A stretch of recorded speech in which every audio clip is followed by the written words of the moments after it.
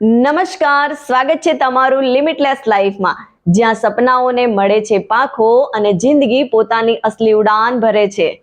આજના સમયની અંદર કોઈ પણ ક્ષેત્ર હોય, ચાહે એ માર્કેટિંગ હોય, પોલિટિક્સ હોય અથવા તો સોશિયલ વર્કર અથવા તો ડોક્ટર્સ, લોયર, એન્જિનિયર, કોઈ પણ ક્ષેત્ર, એજ્યુકેશન ફિલ્ડ પણ કેમ ના હોય, કોઈ પણ ક્ષેત્રની અંદર સૌથી મહત્વપૂર્ણ જો કોઈ બાબત મેટર કરતી હોય તો એ છે તમારો કોન્ફિડન્સ. હા, જો આ બધા ક્ષેત્રોની અંદર તમારું કોન્ફિડન્સ ઓછો હોય તો તમે તમારા સપના મુજબની સફળતા હાસિલ કરી શકતા નથી.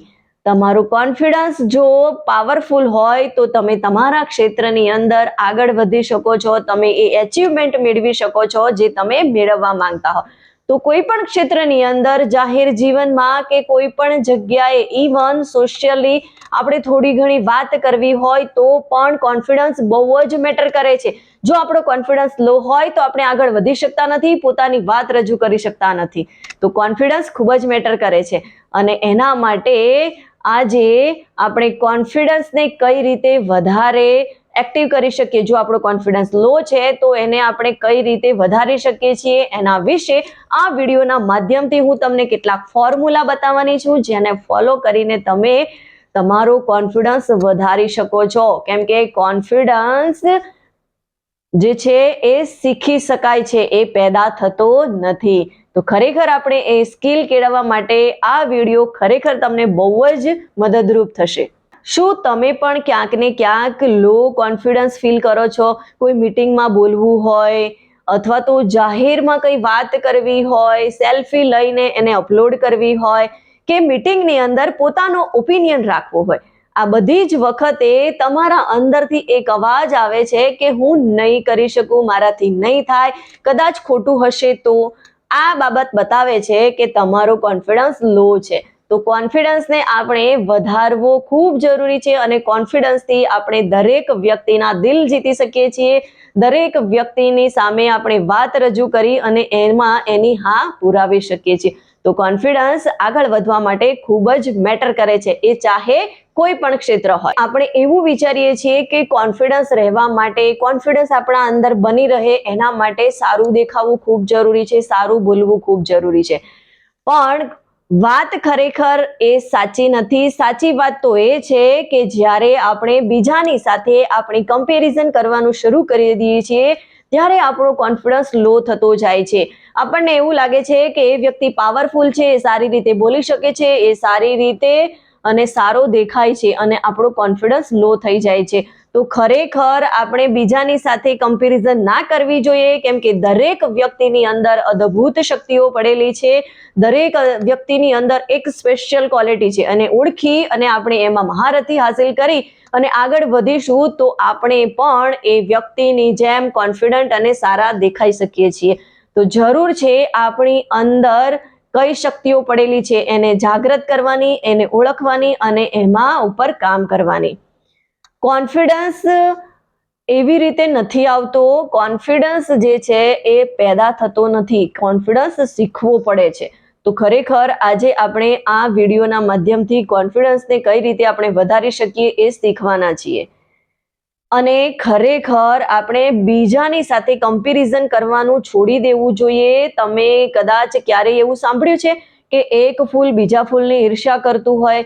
કેમ કે દરેક ફૂલનો ઊંઘવાનો એટલે કે એનો મહેકવાનો, એનો ગ્રો કરવાનો ટાઈમ અલગ છે, એ એના ટાઈમે બ્લૂમ કરે છે. બસ આપણું પણ એવું જ છે. એ વ્યક્તિનો સમય કદાચ વહેલો આવી ગયો છે એટલે એ વહેલા ગ્રો કરી ગયો છે અને વહેલા પોતાના એચિવમેન્ટ એચીવ કરી લીધા છે. તો આપણો પણ સમય આવશે ત્યારે આપણે પણ બ્લૂમ કરવાના છીએ અને આપણે પણ આપણી મહેક આપણી આસપાસ પ્રસરાવવાના છીએ. બસ એના માટે આપણે આપણા અંદર કોન્ફિડન્સને કાયમ બનાવી રાખવો જોઈએ, થોડી પેશન રાખવાની જરૂર છે અને કામ કરવાની જરૂર છે. તો સૌથી પહેલા તો વાત કરીએ કોન્ફિડન્સને વધારવા માટે કયા ફોર્મ્યુલા આપણે અપનાવવા જોઈએ. સૌથી પહેલો ફોર્મ્યુલા એ છે કે આપણે આપણા ડ્રેસઅપનું ધ્યાન રાખવું જોઈએ.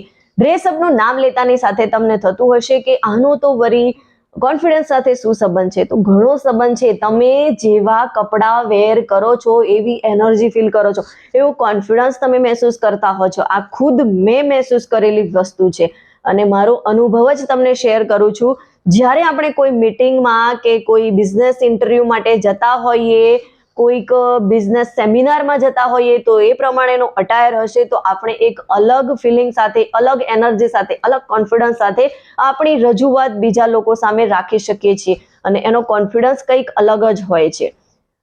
ઘણીવાર આપણને એવો પ્રશ્ન થાય, અને એક વાત તમને ક્લિયર કરી દઉં કે ગાંધીજી અને સ્વામી વિવેકાનંદ, જે વ્યક્તિ પોતાની અંદર એક મહત્વપૂર્ણ વ્યક્તિત્વ છે અને એમના વિશે આપણે ડ્રેસઅપનું કોઈ એ ના રાખી શકીએ કે ખરેખર એ વ્યક્તિઓએ પણ ડ્રેસઅપનું ધ્યાન રાખવું જોઈએ એવું નહીં, કેમ કે એ વ્યક્તિ પોતાના માટે એક અલગ છે, પોતે યુનિક છે. જો તમે પણ એમના જેવા હો તો તમારા માટે પણ આ ફોર્મ્યુલા કોઈ મહત્વ રાખતા નથી, પણ જે સામાન્ય વ્યક્તિ છે એના માટે આ ડ્રેસઅપ જે છે એ ખૂબ જ જરૂરી છે અને એના માટે તમારે વધારે પડતા મોંઘા કપડાં ખરીદવાની જરૂર નથી.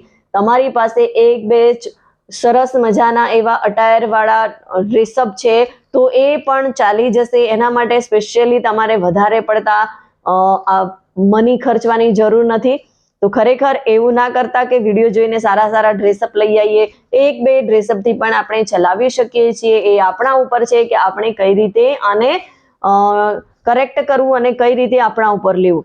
બીજી વસ્તુ એ છે કે તૈયારી આપણી ફૂલ હોવી જોઈએ, કેમ કે ઘણીવાર આપણે વગર તૈયારીએ જતા હોઈએ છીએ અને ત્યાં આપણો કોન્ફિડન્સ લો થઈ જતો હોય છે. તો કોઈ પણ જગ્યાએ આપણે જઈએ છીએ, જાહેર જીવનમાં કંઈ બોલવાનું છે અથવા તો કોઈ મીટિંગમાં ઇન્ટરવ્યૂ માટે જઈએ છીએ, ત્યારે પણ આપણું થોડું ઘણું પ્રિપેરેશન હોવું ખૂબ જરૂરી છે. જો તમે પહેલેથી પ્રિપેર હશો તો તમે કોન્ફિડન્સ સાથે પોતાની વાતને રજૂ કરી શકશો અને લોકો તમારી વાત સાંભળશે અને તમને માન સન્માન પણ આપશે. તો બીજી વાત એ છે કે આપણે પ્રિપેરેશન કરવું ખૂબ જરૂરી છે. ત્રીજી મહત્વની મોસ્ટ ઇમ્પોર્ટન્ટ એ વાત છે કે વિઝ્યુલાઇઝ કરવું ખૂબ જરૂરી છે. આપણને એવું થાય કે વિઝ્યુલાઇઝ શું કામ કરે? તો કોઈ પણ વસ્તુમાં આપણે પરફેક્શન લાવવું છે, કોઈ પણ વસ્તુમાં આપણે મહારથી હાસિલ કરવી છે, આગળ વધવું છે, તો એનું વિઝ્યુલાઇઝ આપણે કરીશું, એનું પિક્ચર આપણે આપણા દિમાગમાં ચિતરીશું તો આપણે એમાં ઘણા અંશે સક્સેસફુલ થઈ શકીશું. જેમ કે આપણે પબ્લિક સ્પીકિંગમાં મતલબ કે આગળ વધવું છે અને તમારી પાસે એવો મોકો છે કે તમને કોઈ એવી જગ્યાએ સ્પીચ આપવા માટે બોલાવ્યા છે, ત્યારે એ જે ઘટના છે એને તમે પહેલેથી જ મનની અંદર વિઝ્યુલાઇઝ કરવાનું શરૂ કરી દો.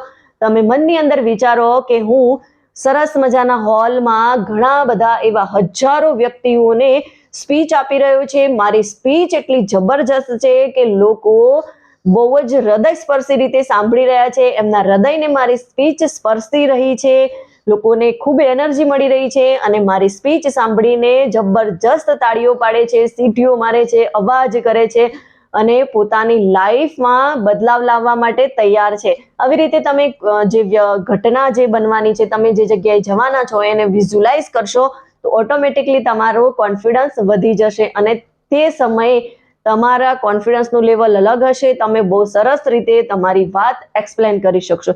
તો ખરેખર એના માટે વિઝ્યુલાઇઝ કરવું ખૂબ જરૂરી છે.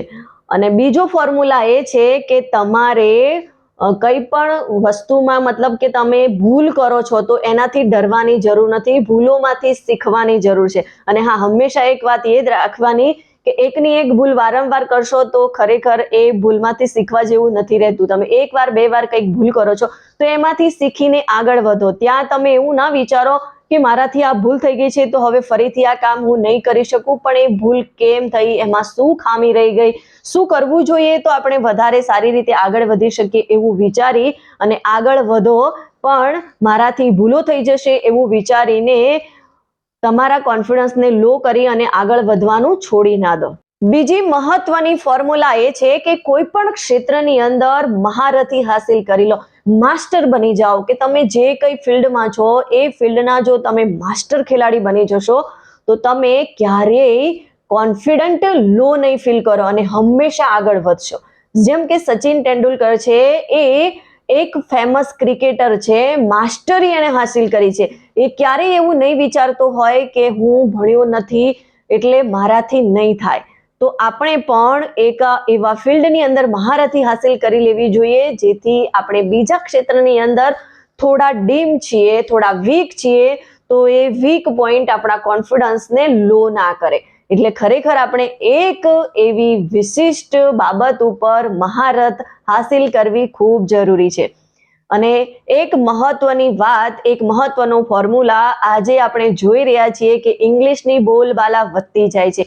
જ્યાં લોકો ઇંગ્લિશમાં વાતો કરતા હોય ચટર-પટર, ત્યાં આપણને એવું લાગે કે મને ઇંગ્લિશ આવડતું નથી એટલે મારાથી આ કામ થાય નહીં, હું નહીં કરી શકું, ઇંગ્લિશના કારણે હું પાછો રહી જઈશ. આવું વિચારશો તો ક્યારેય તમે આગળ નહીં વધી શકો, ક્યારેય તમે સક્સેસ નહીં મેળવી શકો. અંગ્રેજી જે આપણા સક્સેસની આગળ આડે આવતી નથી, આપણા મનના વિચારો જ એને આડે લાવતા હોય છે. તો ખરેખર આપણે સક્સેસફુલ થવું છે તો આપણને જે પણ લેંગ્વેજ આવડતી હોય, આપણી માતૃભાષા હોય, રાષ્ટ્રીય ભાષા હોય, એ વિષય પર તમે વાત કરો, તમે કોન્ફિડન્સથી વાત કરશો તો લોકો હર હંમેશ સમજવા માટે તૈયાર હોય છે. તમે ક્યારેય માયાવતીને ઇંગ્લિશમાં વાત કરતા સાંભળી છે? એ હંમેશા પોતાની જ લેંગ્વેજમાં વાત કરતા હોય છે.